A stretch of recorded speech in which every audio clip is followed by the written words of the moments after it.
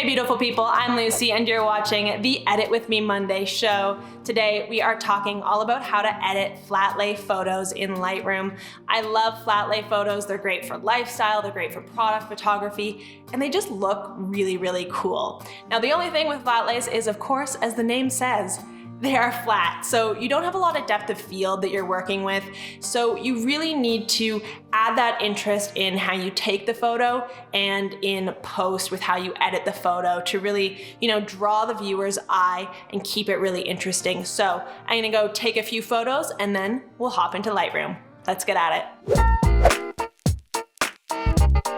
So the first thing we want to do when editing a flat lay is fix the perspective. We want to make sure all the angles are right. We want to make sure everything is straight and that there's no lens distortion. So we're going to scroll down here to the lens correction panel. Now, Lightroom will automatically pick up what lens you're using. So you're going to click enable profile corrections. And what you'll kind of see is that it just kind of fixes any lens distortion happening with your lens. Now, if you don't like how it does it, or if Lightroom can't kind of recognize your lens, you can always go over and click this manual button here and you can choose if you want more or less distortion.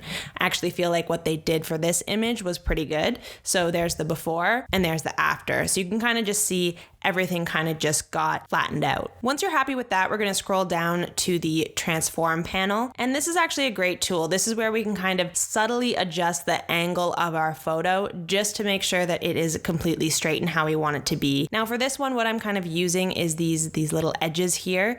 So I can see that I need to rotate my image a little bit just to straighten those up. And if you didn't have your photo completely straight, like maybe you had your camera on a bit of an angle, this vertical slider is what you would use. So you can see here that I have it just a little bit off, right? So I'm just going to really make that perspective perfectly top down. It's actually not off by much. Make sure you click that constrain crop there, and that is looking good. Now, the last thing that I'm gonna do is just crop the image just so I have exactly what I am working with. And what I'm gonna do for cropping is keep the balance happening in your image. So I'm just gonna crop it slightly on this side so that it is equal these two lines there. Once you have the perspective and the crop locked in, now you can move on to the fun part, which is creating the vibe of your image. I always start with the white balance for this because I feel like that sets the tone of a photo. Is it gonna be a cooler kind of look, or are you gonna go for something warmer? In this case, we have that warm wood, we have the coffee. I just feel like this is a warm kind of photo, and I also like the look of warmer images. So I'm gonna just bring up the warmth a little bit there. Next up, you can decide if you want a flat or more of a contrasty look for your image. I think for this one, I'm gonna go for a bit more of a contrasty look. So I'm just gonna bring up that exposure a little bit, bring down those highlights, bring up the shadows, and then I'm gonna bring up that contrast there. And then you can decide if you want a softer look or a more textured look. I think more texture in this image is really gonna work for what I wanna do with it. I'm not gonna do any edits with the saturation in the basic panel because I'm actually gonna scroll down into the HSL panel and do some more targeted edits. Now I want to just bring down the greens in here a little bit, so I can click on this button and then just actually go click on the green and drag down, and you'll see it just it automatically kind of does it there. So I'm pulling that down. I might actually increase the saturation on the table. So I'm pretty happy with the overall colors at this point. The only other thing is I see sort of down here there is some blue light that's coming in. So an easy way to fix things like that is just to go into the saturation, go to the blue, and bring down the saturation there. So you can see if I zoom in here, you can really see how that just really fixes it up and just basically erases that out. So now I feel like I have a good cohesive image here. Then I can kind of scroll down and just do anything that I want to do kind of for fun. And I'm just going to add a bit of grain onto this photo. So at this point, we've fixed the perspective and we've done our basic edits to create the vibe for this image. Here's the before and here's the after. We're doing a very kind of natural lifestyle edit here. Now at this point is where we go ahead and we want to pop the subject. We do this by doing selective edits on specific areas of this photo. So the first thing that we want to do is take out any distracting elements in the photo. So we can go on over here and click on the clone tool. First thing you're gonna do is make sure you have the clone button selected.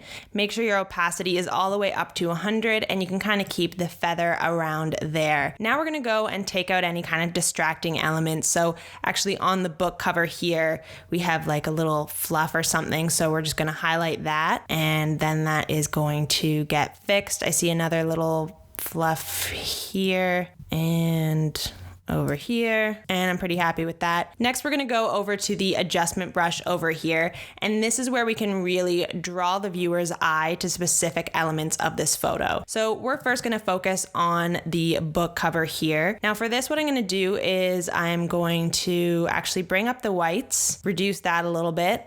I'm gonna increase the contrast and I think I'll increase the texture as well. I'm gonna click show selected mask overlay just so we can see what we're highlighting. And I'm gonna highlight the entire book cover. Once you've highlighted the entirety of the object, you can unclick this and now we'll actually get to see our changes live. So I still feel like I want this to be a bit brighter. I'm gonna actually just increase the exposure. I'm gonna increase the contrast more texture. I just really want this to stand out. Now, one of the things I still find is that we have sort of an orange cast over here and sort of a bluey cast there. I don't really want there to be a lot of color in this just because we have a lot of coloring happening all around the image. So I'm gonna actually bring down the saturation on the book cover. And this is really gonna just make it actually pop because it's surrounded by all this sort of warm wood around it. And it'll pop even more on top of that. And I think I even wanna make it a bit more contrasty and even a bit sharper. So I am going to bring up that contrast even more. I'm going to bring down the shadows some more too.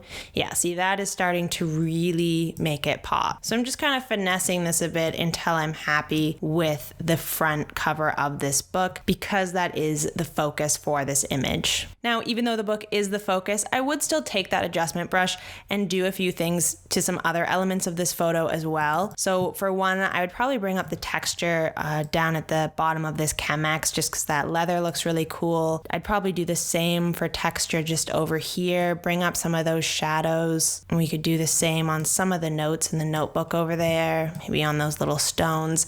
I don't want to do too much because I don't want these to be the focus of the image. Now, once you're happy with enhancing certain elements of the photo, the last thing you can do to really pop the subject of your photo is to draw the viewer's eye kind of using light. So I like to do that with the gradient filter. So I'm going to grab that, and how this works is you kind of just click and drag it onto your image. And you can see it showing there. So I'm gonna kind of line it up with the edge of the book cover. And what I'm gonna do with this one is I'm gonna bring the exposure down and I'm gonna bring the highlights down as well.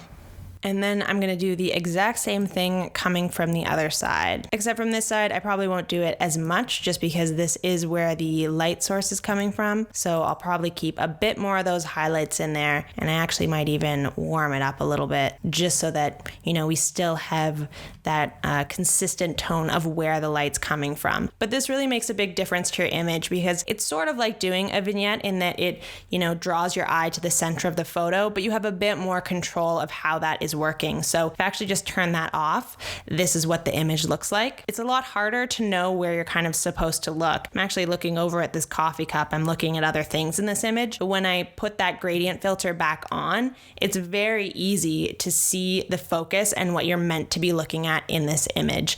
And actually, I might even add another one coming from the bottom. And again, I'm just not going to make it as strong. But now that even helps even more. So at this point, I'm pretty happy with this image. We fixed the perspective, we created a vibe, and we made the subject of the photo pop. So here is the before unedited version, and here's the version with all of those changes made. All right, so I hope you guys have fun using these tips. If you post any flat lays this week, be sure to tag me at @TheLucyMartin on Instagram, just so I can check out your photos, you know? Give them a little double tap.